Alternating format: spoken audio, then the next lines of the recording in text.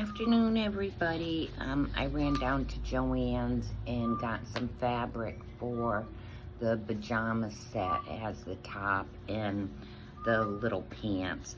I also picked up a few more patterns, and I have this one, which I'm interested in the shorts,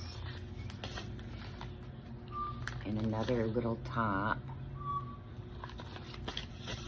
Oops. And this was just a discontinued one. It's an apron with like some short pants, 3/4 pants.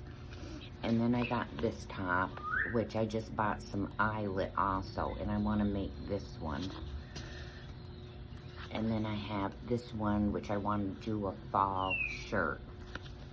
So those are what I got. Like I said, my fabric's in the wash. Then it has to dry, and then I have to iron it, and then we'll get started sewing this evening. So I just wanted to show you what I got, and hopefully we can start cutting out this afternoon. So I will see you all tonight. Don't forget to like, share, subscribe, comment, thumbs up. Also, don't forget about the free pattern for July. It's coming up. So we're almost ready to pull a name out of the basket. And so I will see you all tonight.